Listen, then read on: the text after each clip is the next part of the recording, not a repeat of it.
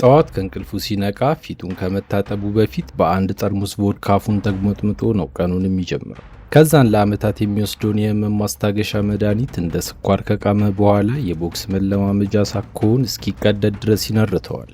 ማሟሟቂያ የሚባል ነገር እሱ ጋር ዋጋ የለውም። ማሟሟቂያው ለእሱ አብረውት የታሰሩትን እስረኞች እንደ አሮጌ ዕቃ እየወረወረ አጥንታቸውን መስበር ነው።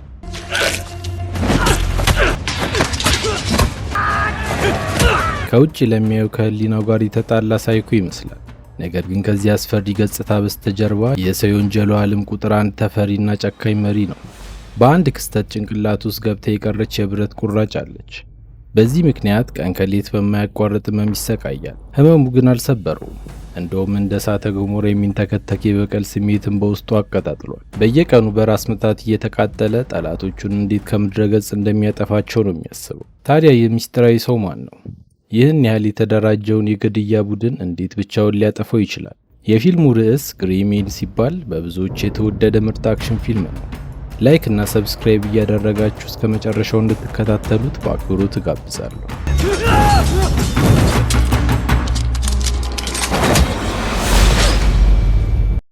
ታሪኩ የሚያጠነጥነው ጥቁር ተኩላዎች በተባለ ባደገኛ ቡድን ላይ ነው። በወንጀሉ ዓለም ውስጥ ስማቸው ሲጣራ ሁሉም የሚርበተበትላቸው እጅግ በጣም አደገኛ የሆነ ሚስጥራዊ ቡድን ነው። መሪያቸው ባኦ ይባላል።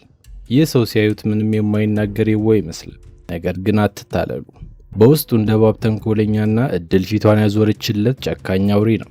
እድሜው የገሰገሰ ጸጉሩ ሽበት የወረሰው ቢሆንም የሚናገረው ቃል ግን እንደ ነብር ጥፍር የሚቆርጥ ነው። የአደንዛዥ ዕፅና የህገ ወጥ የጦር መሳሪያ ንግድ ዋና የገቢ ምንጩ ነው። ባኦ ብዙ ተከታይ አለው። ህገ ወጥ ቢዝነሱን የነካበትን ወይም መንገዱን የዘጋበትን ማንኛውም ሰው ወደ ሬሳ ሳጥን ለመላክ ዝግጁ ነው። ማንንም አይፈራም። የዚህ ቡድን የጀርባ አጥንትና የባኦ ቀኝ እጅ የሆነው ቅጥረኛው ደግሞ ቲየን ይባላል። ቲየን አንድን የማፊያ ቡድን ለብቻው ድምጥማጡን ካጠፋ በኋላ ባኦ ታላቅ ቦታ ሰጥቶታል። ሌላኛው ምክትል ደግሞ ሎንግ ይባላል። እንደ ቲየን ጠንካራ ተደባዳቢ ቢሆንም በአስተሳሰብ ግን እጅግ የላቀ ነው። ተንኮሉ እንደ ቀበሮ እጅግ የረቀቀ ነበር። አንድ ቀን አለቃው ባኦ ለቲየን ከባድ ተልዕኮ ሰጠው።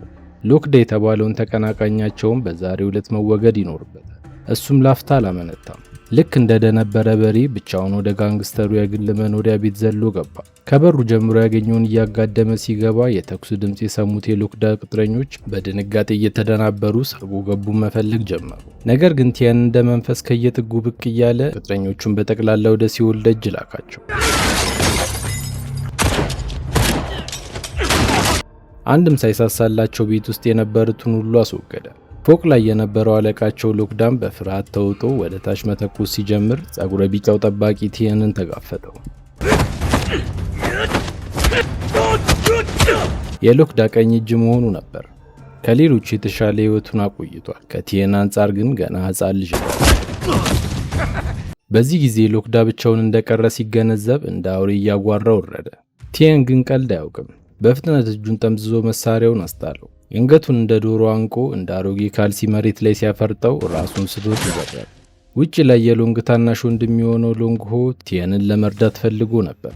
ቀበሮው ወንድሙ ሎንግ ግን እጁን ያዘው። እሱ እስኪጨርስ እዚሁ ውጭ ጠብቀን ድሉን እናጣጥማለን እንጂ እጃችንን አናቆሽሽም ብሎ መከረው። ደግነቱ ቲየን ስራውን ጨርሶ ነበር። በሌላ ትዕይንት ማሌዥያ በሚገኘው አንድ ጥንታዊ ግዙፍ ቤተ መቅደስ ውስጥ በባኦ የሚመራው የጥቁር ተኩላዎች ቡድን ከቻይናው ትራያድ ማፊያ ጋር ለትልቅ የአደንዛዥ ግብይት ተቀጣጥረዋል። ባኦ ከሆንግ ኮንግ እንደመጣና ለትራያድ አለቃ ለየት ያለ ስጦታ እንዳዘጋጀለት ገልጾ የመኪናውን ኮፈን ከፈተ። ስጦታው ቀደም ሲል የያዟቸው ማፊያዎች ነበሩ። ሎክዳና ጸጉረ ቢጫው ጠባቂው አንበርክኮ ፊት ለፊቱ አቀረበለት። ጸጉረ ቢጫው ሰላይ ፖሊስ መሆኑን በመንገር ሎክዳ ከዚህ ፖሊስ ጋር በመሆኑ የትራያዱ መሪ ሊያጋልጥ እንደነበር አስረዳ። ፖሊስ መሆኑንም በቂ መረጃ አቀረበ። ሎክዳ ይህንን ሲሰማ በንዴት ራሱን መቆጣጠር አቅቶት ጸጉረ ቢጫ ቅጥረኛውን በሽጉጥ ፊት ለፊታቸው ገላገለው። ወዲያውኑ እየተንቀጠቀጠ ላይ ተራውጥቶ ለትራያድ መሪ ለመለኮስ እየሞከረ ስተት ሰርቻለሁ ማሩኝ እያለ ተማጸነ። ነገር ግን በዚህ በተጨማለቀው የጋንግስተሮች ዓለም ንስሐ ቦታ የለውም። ቃላት ሁለት ጊዜ አይነገሩ። ሎክዳም ሌላ እድል አልተሰጠውም። ቀጥሎም ባኦ ትዕዛዝ ሰጠ። እነዚህን ሁለት ጅሎች ወስዳችሁ ወንዝ ውስጥ ጣሏቸው፣ ከአዞቹ ጋር ይጫወቱ በማለት ወደሚቀጥለው ቢዝነሳቸው ምንም እንዳልተፈጠረ ገቡ። እቃው ጥራት ያለው መሆኑ ተረጋግጦ ባኦ በቢሊዮን የሚቆጠር ገንዘብ አስተላለፈ። ሁሉም ነገር አልቋል ብሎ ሲጋራውን ሊለኩስ ሲል ግን ያልታሰበ ነገር ተፈጠረ። ሎክዳ ለትሪያድ መሪ የሰጠው ያቺ ላይተር ውስጥ ድምፅ መቅጃ ተገጥሞባት ነበር። ነገሩ ሲገባቸው ግን ረፍዶ ነበር። የማሌዥያ ፖሊሶች ዘመናዊ መሳሪያ ታጥቀው እንደ ጉንዳን ፈልተው ቦታውን ከበቡት። ልዩ ኃይሎቹ በሩ ላይ ያሉትን 2 ጠባቂዎች አጋድመው የጢስ ቦምብ ወደ ውስጥ ወረወሩ። ቤተ መቅደሱ በጢስ ሲታፈን ሁሉም ነፍሱን ለማዳን መራወጥ ጀመረ። ሆኖም መውጫ የሚባል አልነበረም። ልዩ ኃይሎቹ ከሁሉም አቅጣጫ ከቧቸው የጥይት ሩምታ ወረዱባቸው። ብዙዎች በዚህ ግርግር ሲያልቁ ሎንጋክና ወንድሙ አለቃቸውን ባውን ለመጠበቅ የቻሉትን ሞከሩ። በዚህ መሃል የሎንግ ወንድም በጥይት ተመቶ በፖሊስ ቁጥጥር ስር ዋለ።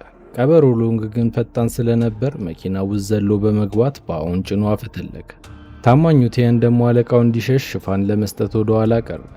ታዲያ ቲየን ከልዩ ኃይሎቹ ጋር እየተዋጋ በነበረበት ሰዓት ነው አንድ የእጅ ቦምብ አጠገቡ ፈንድቶ የብረት ቁርጥራጮች ጭንቅላት ውስጥ የገቡት። የፖሊሶቹ ቁጥር በጣም በመጨመሩ ባኦ ቲየንን ማዳን አልቻለም። ስለዚህም ይህን የመሰለ ታማኝ አገልጋዩን ሜዳ ላይ ጥሎት ለመሄድ ተገደደ። ከ2 ወር በኋላ ግን ተአምር ተፈጠረ። ቲየን ያንን የመሰለ ፍንዳታ ተቋቁሞ ከሞት አፋፍ ተረፈ። ነገር ግን በሕገወጥ ዝውውር ወንጀል ተከሶ የ3 ዓመት እስራት ተፈረደበት። የከፋው ነገር ግን እስራቱ አይደለም።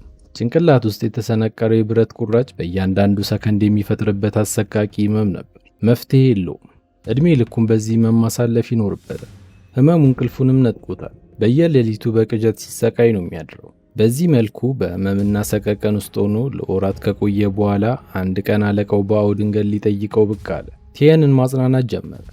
አይዞ እያለ የእስር ቅጣቱ እንዲቀልለት የቻለውን እንደሚያደርግ ቃል ገብቶለት ይህንን 3 ዓመት እንደምንም ከጨረሰ ሆንግ ኮንግ ሲመለሱ ክብሩና ቦታው እንደሚጠበቅ አስተማመኑ።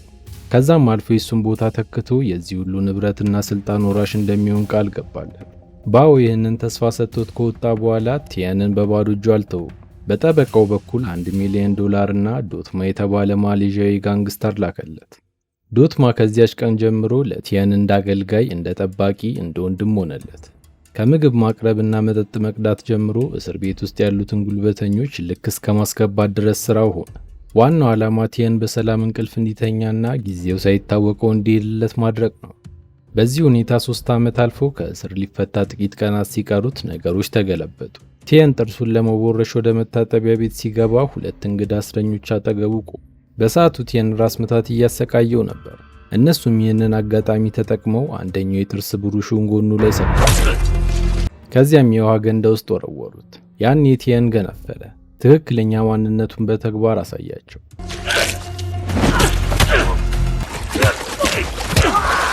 ልክ በዚህ ሰዓት ያልጠበቀው ፊት ብቅ አለ።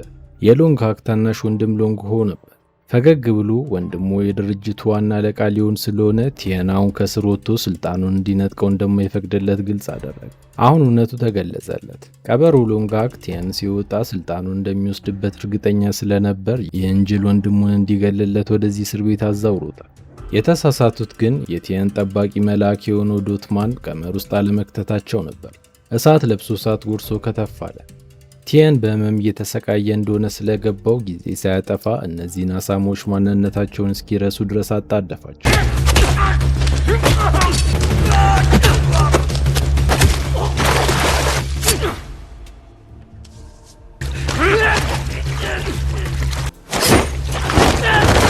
በዚህ ጊዜ ቲየን ምንም ሳያቅማማ ለዘላለም ሸኘው። ከስር የሚለቀቅበት የመጨረሻው ቀን ሲደርስ ዶትማን አግኝቶት ከስር ሲወጣ ሆንግ ኮንግ እንዲመጣና ፈልጎ እንዲያገኙ በመንገድ ተሰናበተው። ከወራት በኋላ ዶትማ ከስር ከተለቀቀ በኋላ ግን ወደ ሆንግ ኮንግ አልሄደም። ማሌዥያ ውስጥ ያለችው ሺያን የተባለች እህቱ ጋር በመሄድ የመንገድ ላይ ምግብ እየሸጠ ሰላማዊ ህይወት መምራት ጀመረ። በአጭር ጊዜ ውስጥ ንግዱ ውጤታማ እየሆነ መጥቶ ልክ ህይወቱ ሊስተካከል ትንሽ ሲቀረው ግን የእህቱ የልብ ህመም በድንገት ስላገረሸበት አስቸኳይ ቀዶ ጥገና አስፈለጋል። የህክምና ወጪ ከአቅሙ በላይ ነበር። ሌላ አማራጭ ስላልነበረው እህቱን ለማዳን ወደ ሆንግ ኮንግ ተጉዞ ቲየንን ማፈላለግ ጀመረ። በመጨረሻ ሲያገኘው ቲየን በደስታ ነበር የተቀበለው። በይፋ የጥቁር ተኩላዎች አባል በማድረግ ለ2 የቅርብ ባልደረቦቹ አስተዋወቀው። ኮኮ እና ዩንጂ ይባላሉ። እነዚህ ጥንዶች እጅግ ከፍተኛ ብቃት ያላቸውና የቲየን ቀኝ እጆች ናቸው።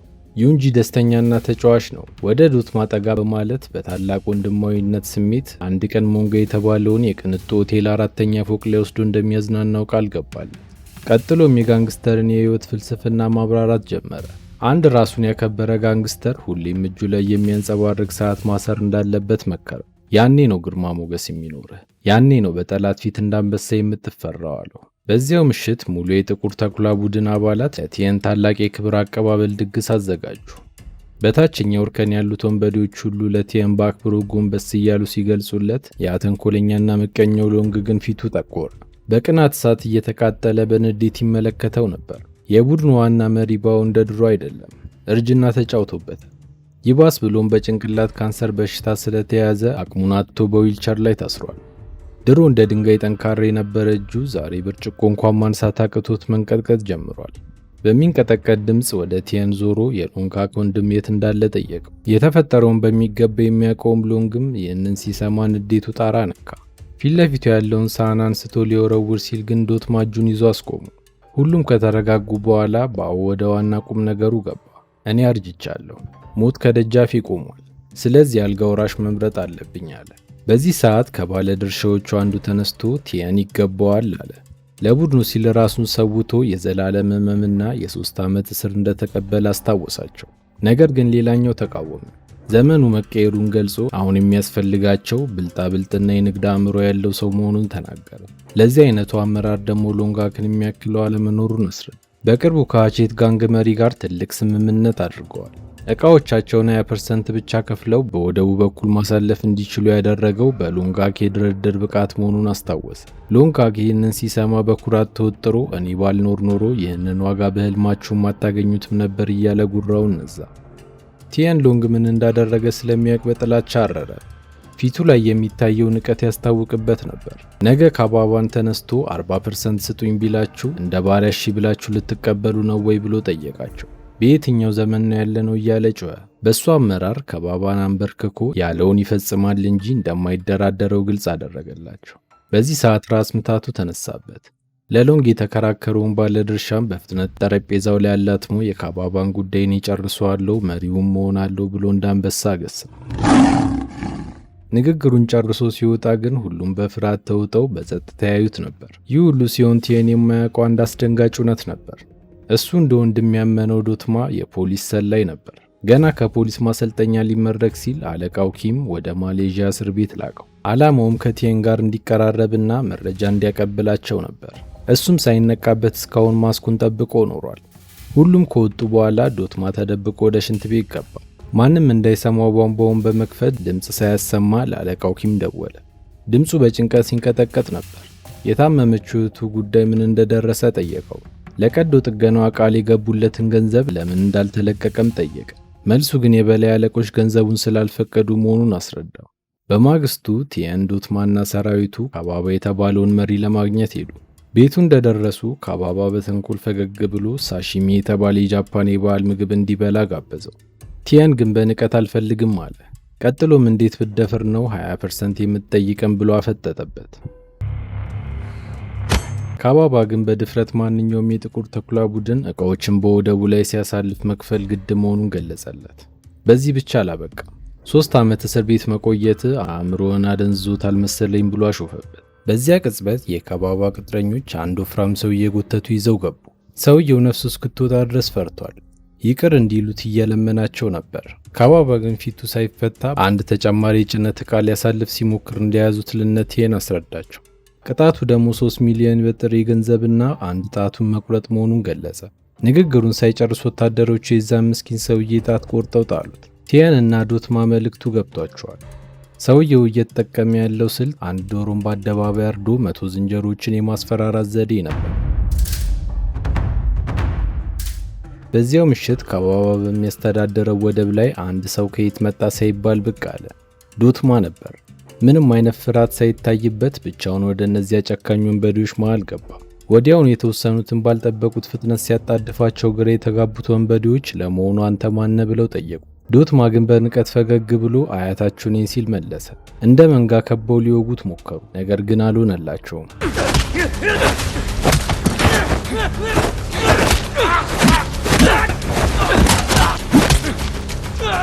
ብቻውን እንዳውሎ ንፋስ እየተሽከረከረ ከጨፈጨፋቸው በኋላ እንደውም ሄደው ተጨማሪ ሰዎችን እንዲጠሩ አዘዛቸው። ከአንድ ደቂቃ በኋላ 50 የሚሆኑ እስከ ጥርሳቸው የታጠቁ የካባባ አባላት እንደ ንብ መንጋ ወረሩት። ብዙም ሳይቆይ ግን ድንገት ከኋላቸው ዓይን የሚያጠፋ መብራት በራባቸው። ቀጥሎ ያዩት ነገር ግን አስፈሪ ነበር። ቲየን 100 ከሚቆጠሩ ግብረ አበሮቹ ጋር እየመጣ ነው። በጭራሽ ይህንን አልጠበቁም። ጦርነቱ ሲጀመር ወደቡ በደም እስኪጨቀይ ድረስ ተጫረሱ።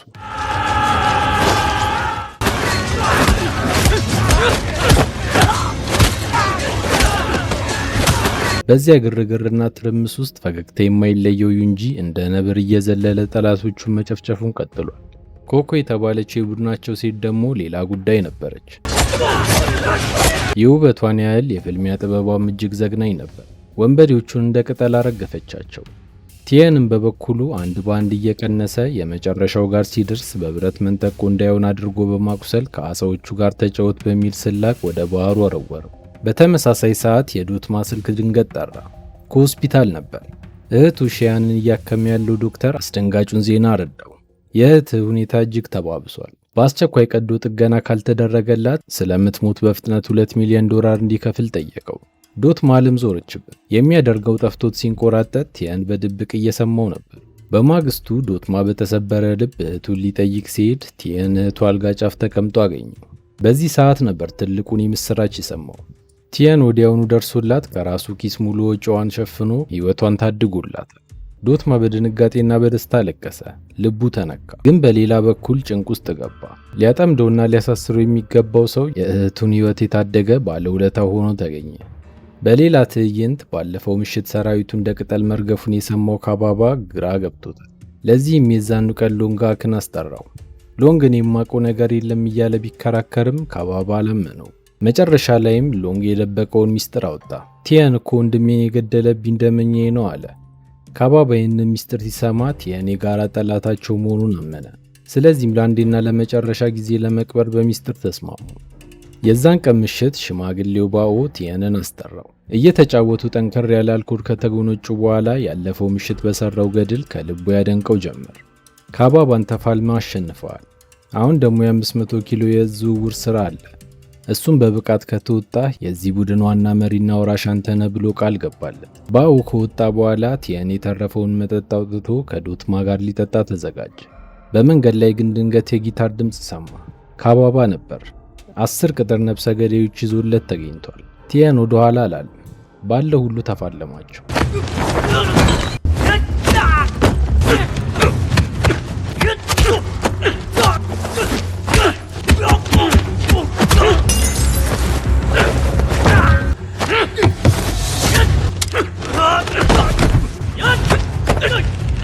የቀሩት ደግሞ ዶትማን ከበው መፈናፈኛ ሳጥተውታል።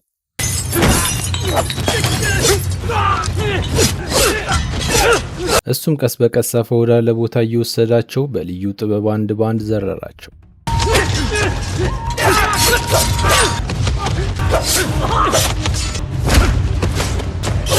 ነገር ግን ቲየን አልቻለም። ራሱን ሳተ። ካባባም ቲየንን ሊጨርሰው ሰከንዶች ሲቀሩት ግን ዶትማ እንደ መብረቅ ፈጥኖ አገጩን አፈረሰው። ወዲያውኑ ፊቱን ወደ ቲየን አዙሮ ሊረዳው ምንም ሳያስብ በቀረበበት ቅጽበት ግን ካባባ ከኋላው በማይክራፎን ገመድ አንቆ ጭንቅላቱን ከወይን ማስቀመጫ ጋር አጋጨው። በመጨረሻም ጀግናው ቲየን በቁጥጥራቸው ስር ዋለ። ራሱን ያገኘው በጠላት ወጥመድ ውስጥ ነበር። ጊዜ ሳያጠፋ የቲየንን 2 ጣቶች በቢላ ቆርጠው ጠቅልለው ለመሪያቸው ባኦ ይዛኑ ቀላኩት። ቀጥሎም በስልክ ደውሎ ለእቃዎቻቸው የሚከፍሉት ዋጋ ከዚህ በኋላ ወደ 30% ማደጉን አሳወቀው። ካልከፈሉ ቲየንን እንደሚገሉት ዛተ። ባኦ ግን ላስብበት እንኳን አላለም። በጭካኔ ቲየን አመፀኛ ነው፣ እዛው ይበስብስ አይመለከተኝም አለ። ኮኮ የተባለችው አባላቸው ይህንን ስትሰማ በጭንቀት ተዋጠች። ምክትል መሪያቸው እንደማይተርፍ ስላወቀች ልናድነው ይገባል ብላ ጮኸች። ሆኖም ሎንግሃንግ ሽንጡን ገትሮ ተከራከረ። የሰው ሕይወት ከገንዘብ አይበልጥም፣ እንደፈለጉ ያደርጉት ሲል ተከራከራት። ኮኮ በንዴት ቱጋለች። ቲየን እንዲሞትና መሪ የመሆን ዓላማ ስላለው እሱን መስማት እንደሌለባቸው አስረዳች። ንዴቷንም መቆጣጠር ስላልቻለች ዩንጂንን አባሎቻቸውን ለጦርነት እንዲያዘጋጅ ትእዛዝ ሰጥታ ወጣች። እነሱ ሲወጡለት ተንኮለኛው ሎንግ ዶትማን በድብቅ በመጥራት ቲየን መጨረሻው እየደረሰ ሞቱ የተረጋገጠ ውሻ መሆኑን ገለጸለት። እሱ የሚከፍለውን እጥፍ አድርጎ እንደሚከፍለው በመንገር ለእሱ እንዲያግዝ ማስማማት ጀመረ። ዶትማን እምቢ አላለም። በውስጥ ያለውን ንቀት ዋጥ አድርጎ አለፈው። ብዙም ሳይቆይ ዶትማ የፖሊስ አዛዡን ኪምን ለማግኘት ሮጠ። በጭንቀት የቲየንን አድራሻ እንዲፈልጉለት ጠየቃቸው። ቲየን ከሞተ ፖሊስ መሆኑ እንደሚጋለጥ አሳስቦ አድራሻውን እንዲያገኙት ለመነ። አለቃው ኪም ግን እንደ ድንጋይ እየጠጠረ ነበር። በንዴት አቋርጦት ስራህን ብቻ ስራ ብሎ ጮኸ። ይህ ቀዝቃዛ ምላሽ ለዶትማ አማራጭ አሳጣው። ለዚህም ቲየን ያለበትን ቦታ በራሱ ፈልጎ ለማግኘት በመወሰን የነፍስ አድን ኦፕሬሽን ለማድረግ ወሰነ። ጨካኙ ካባባ ከምንም በላይ የሚወደውና የሚሳሳለት አንድ ውድ የሆነ የውድድር ፈረስ እንዳለው ያውቃል። ስለዚህም ያንን ፈረስ የጫነውን መኪና መንገድ ላይ ጠብቆ ዘረፈው። በሌላ በኩል ካባባ በቲየን ላይ የመጨረሻውን እርምጃ ሊወስድ እየተዘጋጀ ነበር። ወዲያውኑ ግን የከባድ መኪና ጥሩምባ ጩኸት ተሰማ።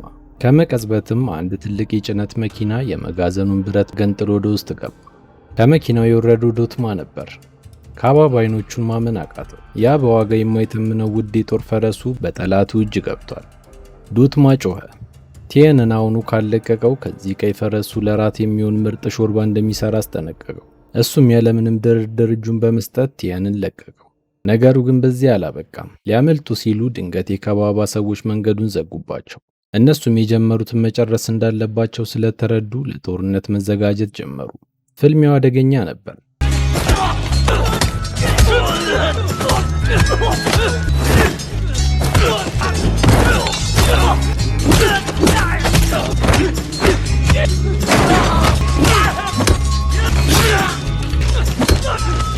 ብዙም ሳይቆይ ሌላ መኪና በከፍተኛ ፍጥነት ጥሶ ገባ። ኮኮ እና ዩንጂ ነበሩ። በያዙት ሽጉጥ የካባባን ወንበዴዎች እንደ ቅጠል ማርገፍ ሲጀምሩ ካባባ ተሰወረባቸው። ባልተጠበቀ ሰዓት ላይ ድንገት ከተደበቀበት ወጥቶ ዩንጂ በቆመበት መጥፎ ቦታ ላይ ወጋው። ቲየን ደርሶ ካባባን ቢያስወግደውም ለዩንጂ ግን አልደረሰለትም። እንደማይተርፍ ግልጽ ነበር። ሁሉም በድንጋጤ ደርቀው ቀሩ። በዩንጂ ዙሪያ ተሰብስበው እንባቸውን እያወረዱ ለዶትማ የሞንጋን ሆቴል 4ኛ ፎቅ ላይ ወስዳለሁ ያለውን ቃሉን መፈጸም ባለመቻሉ ይቅር እንዲለው ጠየቀው። በመጨረሻው ትንፋሹ ግን ወደ ጆሮ ጠጋ ብሎ አንድ ቃሉን ግን ማክበር እንዳለበት በመግለጽ ያሰረውን የዛክ ሰዓት ፈቶ እጁ ላይ ያሰረለት። ዩንጂ በሞት አፋፍ ላይ ሆኖ በህመም እየተሰቃየ ቲየንን በአንድ ጥይት ከስቃዩ እንዲገላግለው ለመነው። የመጨረሻ ቃሉም በሚቀጥለው ህይወታችን ወንድማማቾች ነን የሚል ነበር። ቲየንም ስሜቱን ዋጥ አድርጎ የወንድሙን ስቃይ ለማሳጠር ቃታውን ሳብ። ሁሉም ነገር ካበቃ በኋላ ቲየን የካባባን ስልክ ሲፈትሽ አንድ አስደንጋጭ ነገር አገኘ። ከሎንግ ጋር በስልክ ሲያወሩ እንደነበር የሚያሳይ ማስረጃ ነው። ይህንን ይዞ ቀጥታ ወደ ባኦ ነበር ሄደው። በሌላ በኩል ሎንግ ደግሞ ሁኔታው ስላላማረው ቀድሞ አምልጦ ነበር። የትም ሊያገኙት አልቻሉ። በዚህ ምክንያት ቲየን በይፋ የጥቁር ተኩላ ቡድን አዲሱ መሪ ሆኖ ተሾመ። ከቀናት በኋላ የታቀደው የ500 ኪሎ የዝውውር ቀን ደረሰ። የፖሊስ አዛዡ ኪም ይህንን የጋንግስተር ቡድን በእጁ እስኪያስገባቸው አላስቻለው። ስለዚህም ለዶትማ ቲየንን ካስያዘና ሚሽኑን በሚገባ ከተወጣ ወደ ፖሊስነት ስራው በክብር እንደሚመልሰው ቃሉን ሰጠው። ዶትማ ግን ለጓደኛው ተጨነቀ። ለቲየን የቅጣት ማቅለያ የሚደረግለት ከሆነ ጠየቀው። አዛዡን በጥያቄው በሽቆ ስራውንና ግዴታውን መርሳት እንደሌለበት አስጠንቅቆ ሸኝ። በሌላ በኩል አዛውንቱ ባኦ በመኪና ውስጥ ሆኖ ለኮኮ ከባድ ማስጠንቀቂያ እየሰጣት ይገኛል። በቡድናቸው ውስጥ መረጃ የሚያቀብል ሰላይ መኖሩን አሳውቋት ጉዳዩን ተከታትላ እንድትጨርሰው ቀጭን ትዕዛዝ ሰጣት። እሷን በሚቀጥለው ቀን እንደ አዳኝ ውሻ ነፍንፋ ዶትማ እህቱን የሚያሳክምበት ሆስፒታል በመሄድ የድሮ ቤታቸውን አገኘች። በማግስቱም የታመመችውን የዶትማ እህት አፍና ወደ አንድ ህንፃ ጣራ ወሰደቻት። ዶትማ ቦታው ላይ ሲደርስ እህቱ በጠመንጃ አፈሙዝ ስር ነበረች። ቤት ውስጥ በፖሊስ አካዳሚ ውስጥ የተመረቀበትን ደብዳቤ እንዳገኘች ነግራው እውነቱን ምንም ሳያስቀር እንዲነግራት አስጠነቀቀችው። ዶትማ መርበድበድ ጀመረ። እውነት መሆኑን ነገራት። ከተመረቀ በኋላ ግን በስራው መቀጠል እንዳልፈለገና እንደተወ ሊያሳምናት ሞከረ። ውጥረቱ እየባሰ ሲመጣ ከየት መጣ ሳይባል ድንገት ቲየን ብቅ አለ። ሁሉንም ነገር ተደብቆ ሲሰማ ነበር። ነገር ግን ጓደኛውን ያለምንም ጥርጣሬ አመነው። ኮኮ ግን በጭራሽ አላመነችው። ሽጉጧን ዝቅ ለማድረግ ፈቃደኛ አልሆነችም። ከዚያም ሀገሩን ዛሬውኑ ለቆ እንዲወጣ አስጠንቅቆ ሸኘው። በበቀል የታወረችው ኮኮ ግን የቲየን ማስጠንቀቂያ አልበገራትም። ዶትማን ለመግደል እየተክለፈለፈች ኢላማዋን አስተካክላ ተኮሰች። የተኮሰችው ጥይትም አቅጣጫውን ስቶ እህቱን አገኛት። እህቱ አይኑ እያየ ህይወቷ ሲያልፍ የተመለከተው ዶትማ እብድ ሆነ። በሐዘንና በቁጭት ሊፈነዳ ደረሰ። ቢገነጣጥላት ደስ ይለው ነበር። ሆኖም ቲየን ጣልቃ ገብቶ አስቆመው። የዛን ቀን ምሽት በወደቡ አካባቢ ያለው ድባብ አስፈሪ ነበር። ቲየን ለኮኮ ቦታ እንደማይሆናትና በፍጥነት ወደ ቪየትናም እንድትሸሽ ነገራት። እሷም ተስማምታ 5 እርምጃ ሳትራመድ ዶትማ በበቀል ስሜት እየጠበቃት እንደሆነ ተመለከተ። የቀድሞ መሪ ባኦን ባልተጠበቀ ሰዓት ከተፍ አለ። ለኮኮ ሰላዩን እንድታገኝ ካዘዛት በኋላ እየሸሸች እንደሆነ ሲያይ ወይ ቲየን ወይ እሷ የመንግስት ሰላይ እንደሆኑ እርግጠኛ መሆኑን በልበ ሙሉነት ተናገረ። ይህንን እንዳለ የባኦ ጠባቂ ሽጉጧን ለቲየን ሰጠችው። ኮኮም ፈጠን ብላ ሽጉጧን ወደ ባኦ አዞረች።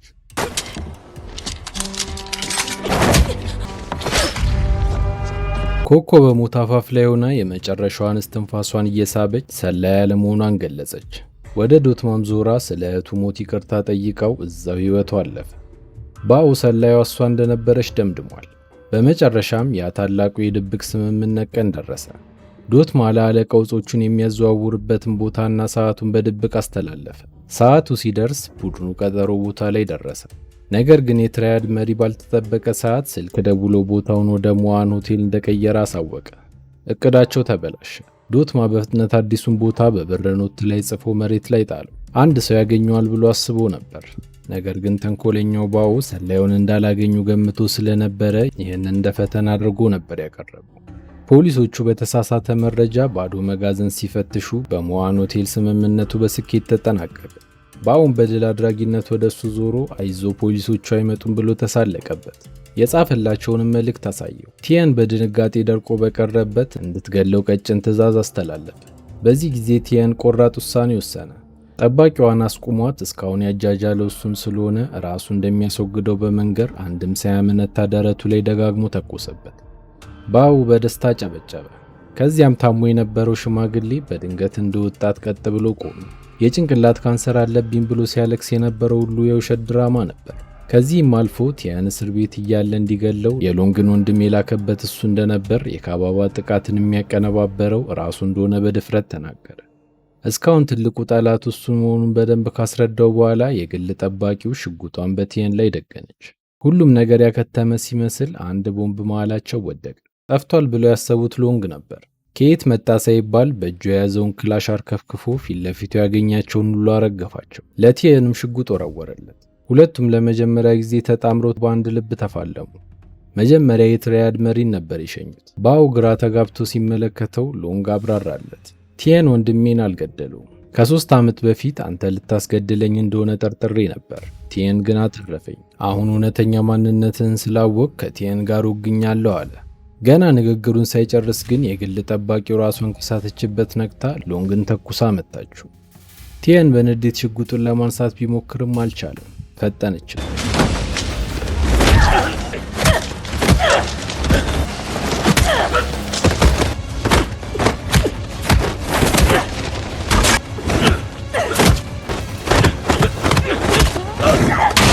በዚህ ወሳኝ ሰዓት ቀደም ሲል በጥይት የተመታው ዶትማ ከወደቀበት ተነሳ።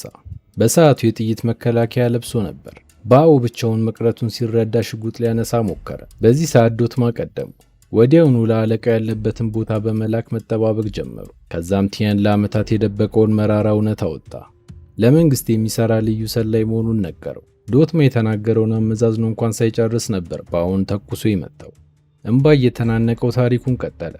ከ3 ዓመት በፊት አለቃዬ ሲገደል እኔ በቦምብ ፍንዳታ ተመትቼ ነበር። ለ3 ዓመታት በእስር ቤት ስሰቃይ የኖርኩት በጭንቅላቴ ውስጥ በተቀበረው የቦምብ ፍንጣሪ ምክንያት ነው አለው። ከዛም ቲየን ስለዚህ ቡድን እያንዳንዱን ማስረጃ ያለበትን የካሜራ ሚሞሪ ካርድ አውጥቶ አስቀመጠ። በመጨረሻም ለዶትማ የክብር ሰላምታ እየሰጠው ፖሊሶች በሩን ሰብረው ገቡ። አዛዡ ቲየን ሽጉጡን እንዲጥል እያስጠነቀቀ ቀረበ። ነገር ግን ቲየን በሕይወት ለመኖር አልፈለግም። ተልእኮውን ጨርሷል።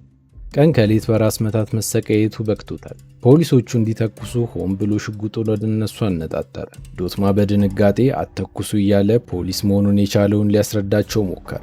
ቲየን እና ፖሊሶቹ በዚህ መልኩ ተፋጠው ነው ፊልሙ የሚጠናቀቀው።